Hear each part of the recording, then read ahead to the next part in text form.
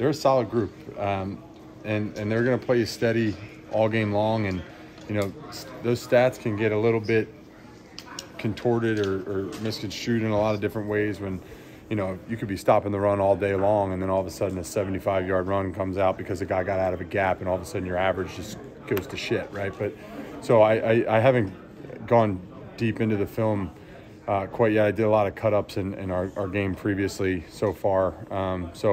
But I think they're no matter what the numbers say, no matter what's been going on, our matchup with these guys is always a little bit different, and they're going to bring it. They're going to be a talented group. They always are. Their front five and their two backers are great players, and they have one of the best run support safeties I think in the NFL. So it's going to be a hard battle. You always have to earn those things, especially with who we are.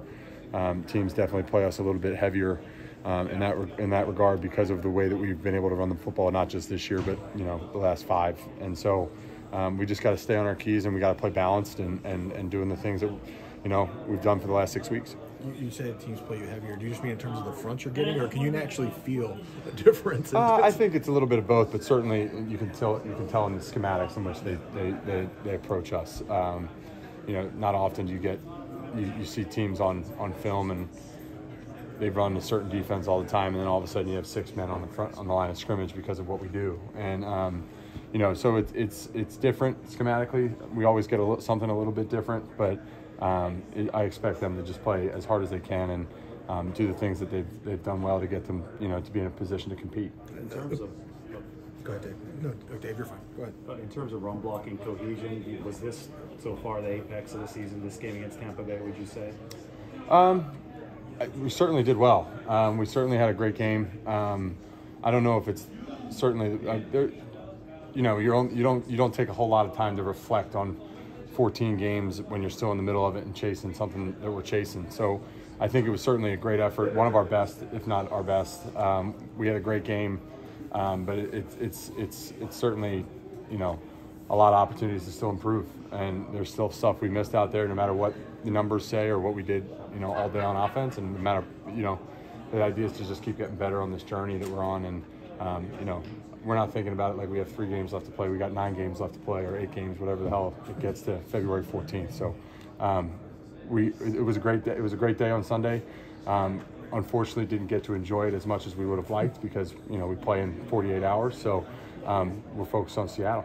Last week, you guys obviously had confidence after you saw what Brock did against Miami. How much does that grow, or does it grow in a way after you see him go out and kind of do it again against Tampa and have the performance that he did?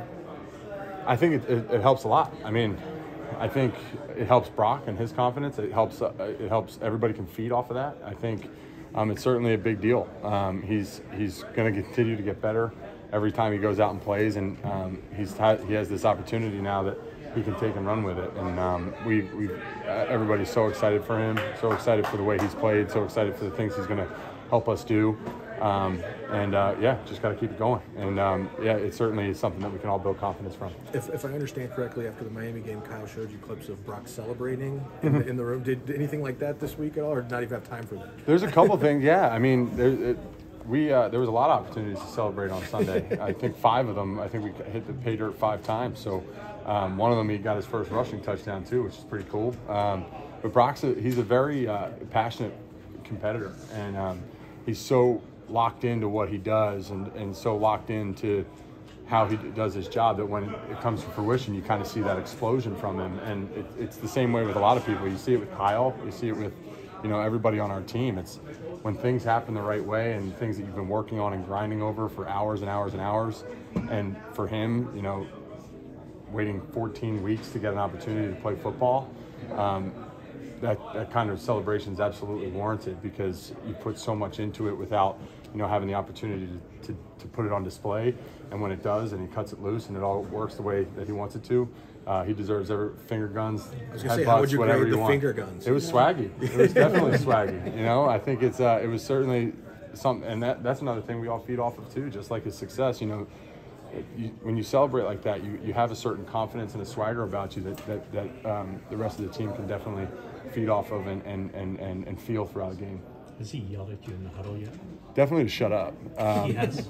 Well, yeah, because I sit next to George in the huddle, so yeah. No, I'm kidding. No, he definitely because there's so much going on in the huddle and especially in his ear throughout a practice day or throughout a game where he's got to say about 30 words that come out of his mouth in any kind of, and it's got to be in the right order or it's screwed up, and so I can understand wanting to eliminate distraction when he's trying to get it right. So he can do whatever the hell he wants back there, and I'll do exactly what he says.